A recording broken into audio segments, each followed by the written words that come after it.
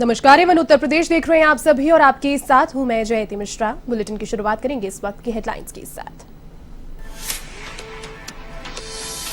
UP विधानसभा चुनाव का महासमर, पश्चिम UP में दिग्गजों का धुआंधार प्रचार। अमित शाह बुलंदशहर और गाजियाबाद में तो राजनाथ सिंह अमरोहा में करेंगे जनसंपर्क, तो वहीं प्रियंका, मायावती और अखिलेश भी भरेंगे हुंकार।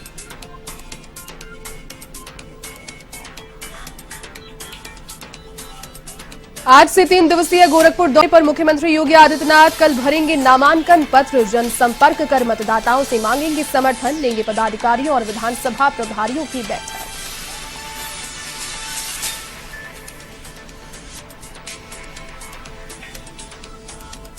यूपी के डिप्टी सीएम केशव प्रसाद मौर्य ने किया नामांकन। कौशांबी की सिराथू सीट से भरा पर्चा। शीतला माता के दर्शन कर मांगा आशीर्वाद।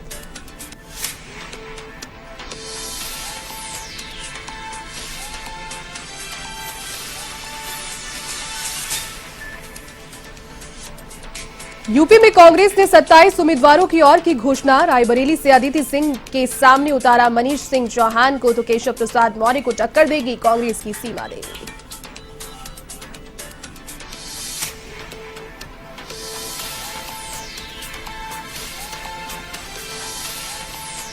विधानसभा चुनावों के बीच सपा और अपना दल कमेरावादी गठबंधन में दरार की सुगबुगाहट। सीटों के बंटवारे को लेकर गठबंधन में मचा घमासान। प्रयागराज और वाराणसी की सीटों पर तेज हुई जुबानी जंग।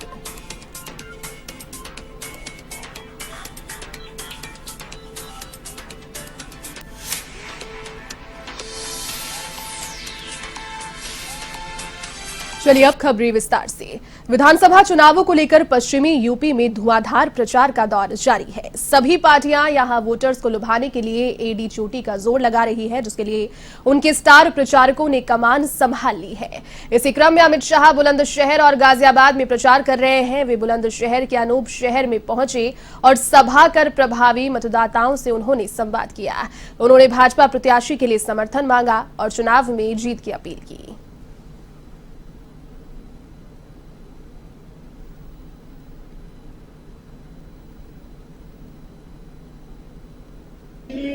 अमृतसर से रुक जाती थी या नहीं रुक जाती थी, और ऐसा ओला बारिश गिरे तो 15-15 दिन तक बिजली का सवाल ही नहीं। अब भाजपा की सरकार है, मुझे बताओ भाई, शहर में 24 घंटा और गांव में 20 से 22 घंटा बिजली आती है या नहीं? जोर से बोला, आती है या नहीं? किसानों को बिजली मिलती है या नहीं? हर घर में मोदी जी ने शौचालय बनाया है या नहीं बनाया? हर घर में बिजली पहुंचाने का काम किया है या नहीं किया?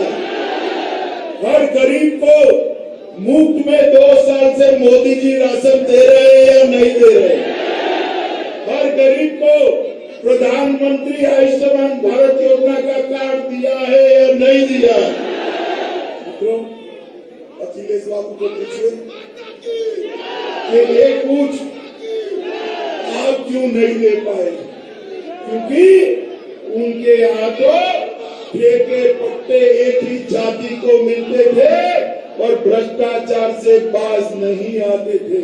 अभी एक चित्र वाले के यहाँ रेड पड़ी, कितना रुपया निकला मालूम है? ये मंच पूरा भर जाएगा, इतना रुपया 250 करोड़ रुपया निकला भाइयों, 250 करोड़। रेट डालनी चाहिए नहीं डालनी चाहिए? अब अखिलेश के पेट में मचलन होती है कि मोदी जी क्यों रेट डालते हैं? भाई अखिलेश बताओ, ये इंटर वाला आपका मौसी का बेटा। तो वहीं यूपी विधानसभा चुनाव के दंगल में सभी दल एडी चोटी का जोर लगा रहे हैं। इसी क्रम में कांग्रेस की राष्ट्रीय महासचिव और उत्तर प्रदेश प्रभारी प्रियंका गांधी बुलंदशहर पहुंची। उन्होंने यहां के सिकंदराबाद विधानसभा में डोर टू डोर प्रचार किया, साथ ही मतदाताओं से समर्थन की भी अपील की। इस दौरान प्रियंका ने कहा कि प्रदेश में भाजपा सरकार हर मोर्चे पर विफल रही है और महिलाओं की सुरक्षा में भी नाकाम रही है।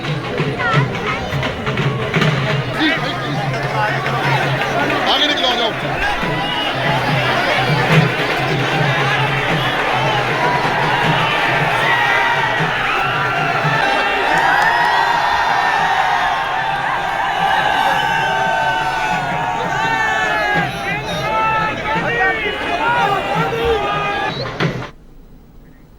विधानसभा चुनावों को लेकर नामांकन अपने अंतिम दौर में है और इसके लिए मुख्यमंत्री योगी अपने 3 दिवसीय दौरे पर गोरखपुर पहुंच रहे हैं। वे यहां बतौर प्रत्याशी अपना नामांकन दाखिल करेंगे और अलग अलग वर्ग के मतदाताओं को साधने की कवायद को आगे बढ़ाएंगे। वे यहां कार्यकर्ताओं को चुनाव प्रचार की जिम्मेदारी भी सौंपेंगे। इसके लिए कार्यकर्ताओं से लेकर मतदाता सम्मेलन के आयोजन की तैयारियां की जा रही है।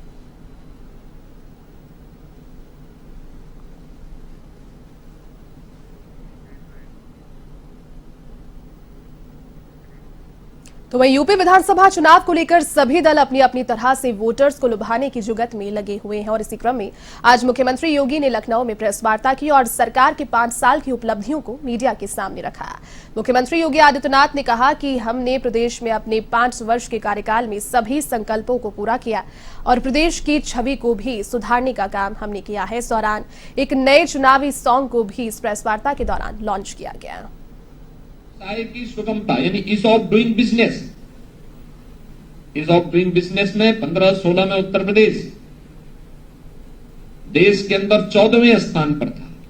यानी देश और दुनिया का कोई भी निवेशक अगर उत्तर प्रदेश के अंदर निवेश करने का इच्छुक रहता तो उत्तर प्रदेश कहीं नहीं आता था, क्योंकि उत्तर प्रदेश कोई भी निवेशक होता वो पहले टॉप के जो 3 राज्य होते हैं उनको चुनता है। उत्तर प्रदेश का स्थान 14वें स्थान पर था। आज मुझे बताते हुए कि हम लोगों ने जो रिफॉर्म किए, व्यापक रूप से तकनीक का उपयोग करके निवेश मित्र जैसे पोर्टल की स्थापना करके तमाम सेवाओं को ऑनलाइन की, सेक्टोरियल पॉलिसीज बनाई, आज परिणाम है Uttar Pradesh ease of doing business में आज देश के अंदर नंबर 2 स्थान पर है। यानी देश और दुनिया का कोई भी निवेशक होगा, अगर उसे देश के अंदर कहीं निवेश करना होगा तो जो 3 महत्वपूर्ण गंतव्य उसके सामने होंगे, उनमें से उत्तर प्रदेश एक होगा और वह आसानी से निवेश वहां पर करेगा। उत्तर प्रदेश के अंदर इस दौरान हम लोगों ने व्यापक पैमाने पर रोजगार सृजन और नौकरियों को देने की कार्रवाई भी आगे बढ़ाई, जिसने उत्तर प्रदेश के अंदर कोरोना कालखंड में भी दुनिया के अंदर हर एक जगह अर्थव्यवस्था पर बहुत बुरी असर पड़े, रोजगार पर विपरीत असर पड़ा। उत्तर प्रदेश पहला राज्य था जिसने स्किल मैपिंग की, हर एक प्रवासी कामगारों से सबमिट की। हम अपना सीडी रेशो बढ़ाने में सफल रहे।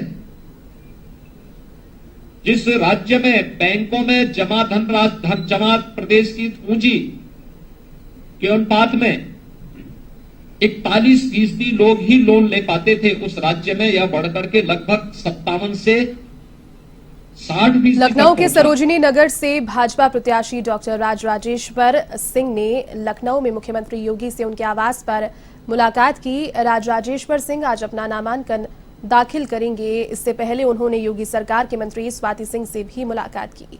बता दें कि लखनऊ की हॉट सीटों में शुमार सरोजनी नगर सीट से स्वाति सिंह मौजूदा विधायक हैं, लेकिन पार्टी ने उन्हें इस बार टिकट नहीं देकर राजराजेश्वर सिंह को मैदान में उतारा है।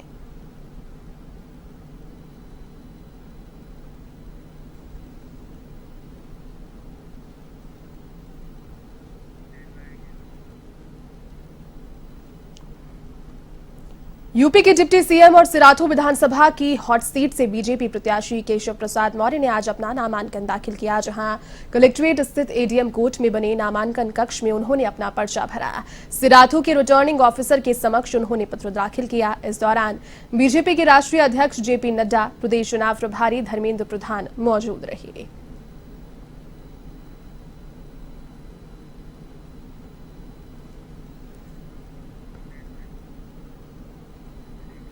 विधानसभा चुनावों की तैयारियों में कांग्रेस पूरी दमखम से जुटी है। कांग्रेस ने 27 विधानसभा सीटों पर उम्मीदवारों की घोषणा भी कर दी है और नई लिस्ट में कांग्रेस ने 11 महिला उम्मीदवारों को टिकट दिया, तो वहीं कई सीटों पर प्रत्याशियों के टिकट भी काट दिए हैं। यहां कांग्रेस ने सिराथू विधानसभा सीट से सीमा देवी को उम्मीदवार बनाया है। इस सीट से बीजेपी ने डिप्टी मुख्यमंत्री केशव प्रसाद मौर्य को चुनावी मैदान में उतारा है, तो वहीं हाल ही में कांग्रेस छोड़कर बीजेपी में शामिल हुई अदिति सिंह के खिलाफ कांग्रेस ने डॉक्टर मनीष सिंह चौहान को चुनावी मैदान में उतारा है।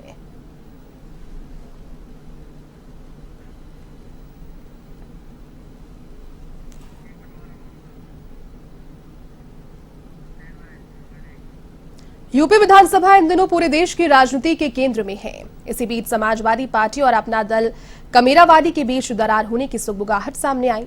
इसका कारण अपना दल की सीटों को लेकर सपा से सहमति नहीं बन पाना है, जिसमें प्रमुख सीटें प्रयागराज और वाराणसी की है। दरअसल डिप्टी सीएम केशव प्रसाद मौर्य के खिलाफ सिराथू सीट से अपना दल कमेरावादी के नेता पल्लवी पटेल को सपा गठबंधन की प्रत्याशी बनाया गया है, जिस पर सियासत गर्मा गई। अपना दल कमेरावादी ने वाराणसी में प्रेस कॉन्फ्रेंस की और मांग उठाई कि सिराथू से डिप्टी मुख्यमंत्री के खिलाफ पार्टी प्रमुख ओम प्रकाश राजभर को चुनावी मैदान में उतारा जाना चाहिए। तो वहीं इस प्रेस कॉन्फ्रेंस में पल्लवी पटेल कहीं भी नजर नहीं आई।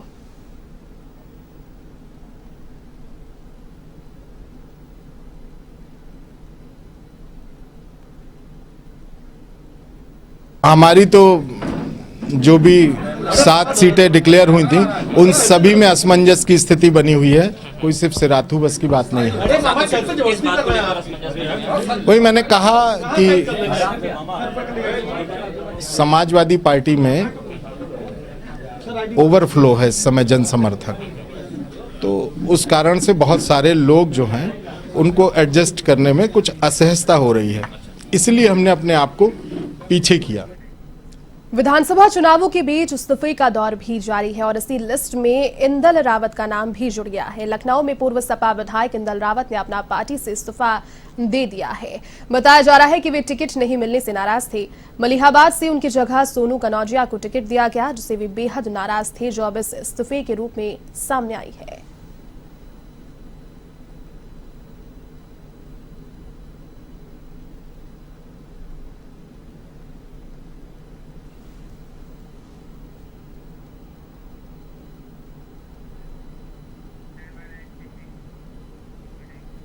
रामपुर के सिविल लाइन्स थाना क्षेत्र में रिटायर्ड सीईओ पुरुषोत्तम शरण ने गोली मारकर आत्महत्या कर ली। बता दें कि पुरुषोत्तम शरण को 5 आतंकवादियों को मार गिराने के चलते राष्ट्रपति वीरता पुरस्कार का सम्मान मिला था। जानकारी के अनुसार बीमारी से तंग आकर और शराब की लत के चलते उन्होंने सुसाइड किया है। इन घटना की सूचना मिलने पर पुलिस मौके पर पहुंची और शव को पोस्टमार्टम के लिए भिजवाया।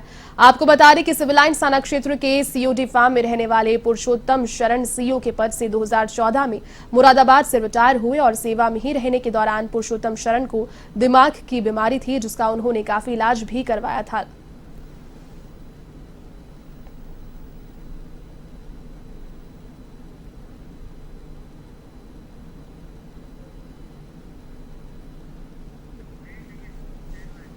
एक बार फिर से काशी विश्वविद्यालय चर्चाओं के घेरे में है। मामला अब छात्रों की पोस्टरबाजी से लेकर जुड़ा है। यूजीसी से छात्रवृत्ति नहीं मिलने से नाराज होकर वे इस तरह का प्रदर्शन कर रहे हैं। विश्वविद्यालय परिसर में कई जगहों पर सावरकर विद्यार्थी मंच ने यहां पोस्टर्स लगाए हैं, जिसमें एक तरफ विश्वविद्यालय के संस्थापक पंडित मदन मोहन मालवीय की तस्वीर है, तो दूसरी तरफ सावरकर का फोटो है। पोस्टर के अंतिम भाग में एक नारा लिखा हुआ है, जो मौजूदा भाजपा सरकार के विरोध में है।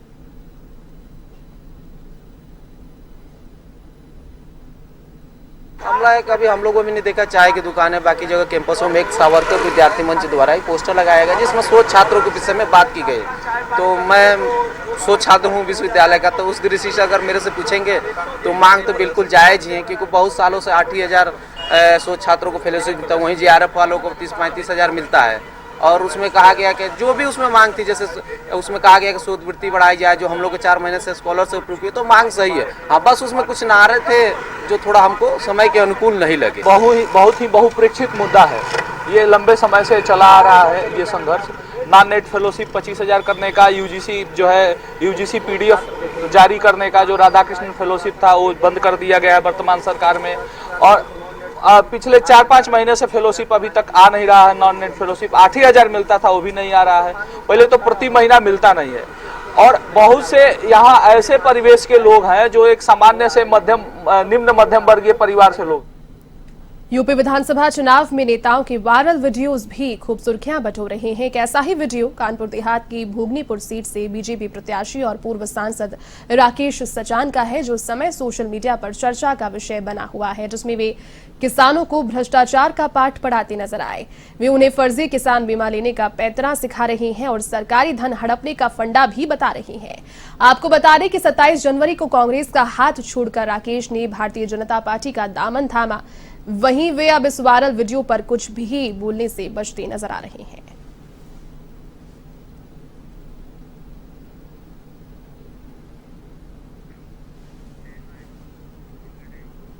लखीमपुर खीरी में वोट मांगने पहुंचे भारतीय जनता पार्टी के विधायक रूमी साहनी को ग्रामीणों के विरोध का सामना करना पड़ा, तो वहीं ग्रामीणों के विरोध करने को लेकर विधायक बिफर भी पड़े। लोगों को सुधार देने की चेतावनी उन्होंने वहां पर दे डाली, जिसका वीडियो भी अब सोशल मीडिया पर तेजी से वायरल हो रहा है। आपको बता दें कि रूमी साहनी पलिया विधानसभा से भारतीय जनता पार्टी के विधायक हैं।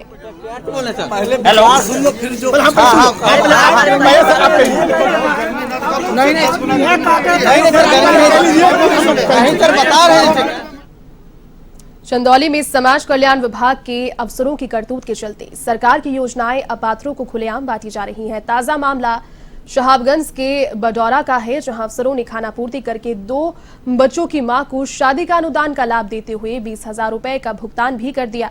तो वही मामला डीएम संजीव सिंह के संज्ञान में आने के बाद उन्होंने आनन फानन में अपात्रों से रिकवरी और दोषियों के खिलाफ सख्त कार्रवाई का निर्देश जारी किया है।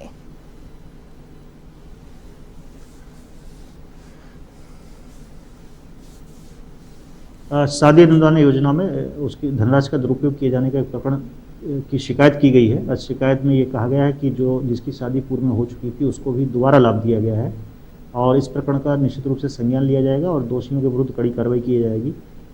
पूर्व में भी जो हमारे विकासखंड नौगढ़ और चकिया है उसमें भी कुछ इस तरह के प्रकरण आए थे, उन सभी प्रकरणों में एफआईआर दर्ज कराई गई है और जो सरकारी कर्मचारी अधिकारी इसमें मिलीभगत किए हैं उनके विरुद्ध भी कड़ी कार्रवाई की जा रही है। अब खबर यूपी के जालौन की सीमा से सटे हमीरपुर जिले के मोरंग कारोबारी ने जालौन के डीएम से शिकायत की है। मोरंग कारोबारी का आरोप है कि पड़ोसी मोरंग पट्टा धारक अपनी दबंगई दिखा रहा है और जालौन की सीमा से मोरंग का परिवहन नहीं होने दे रहा, जिसके चलते उसको खदान संचालन में दिक्कतें भी हो रही है। साथ ही सरकार को भी काफी राजस्व का नुकसान हो रहा है। आपको बता दें कि जालौन के डकोर थाना क्षेत्र से निकली बेतवा नदी का एक किनारा जालौन जिले में तो दूसरा किनारा हमीरपुर जिले की सीमा में है। इन दोनों ही जिलों में मोरंग खनन के लिए पट्टों की स्वीकृति की जाती है, जिसमें हमीरपुर जिले से मोरंग लदे ट्रकों की निकासी जालौन जनपद से ही होती है।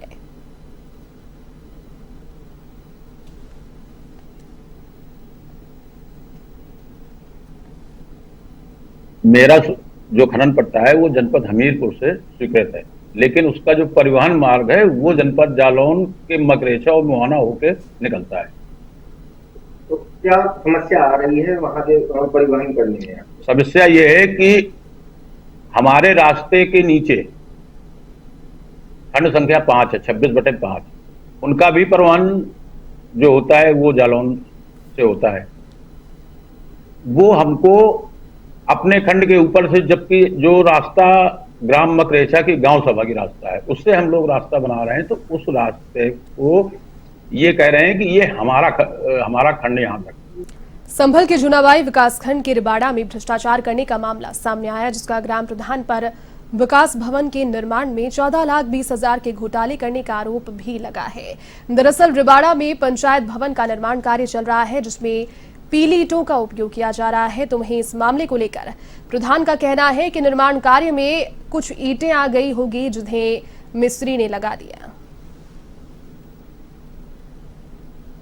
साहब पुरानी ईंट उखड़ी भाई उखाड़ी मैंने, खंडित था वो, तो खंडित वो दो यहाँ ढोई पड़ी है आपके सामने। ये पड़ी मैंने सुभाष केंद्र के पास डाल रखी है, 2-4 ईंट पड़ा उड़ रह गई, धोखे में लगा दी मिस्त्री ने, वो दूसरी बात है।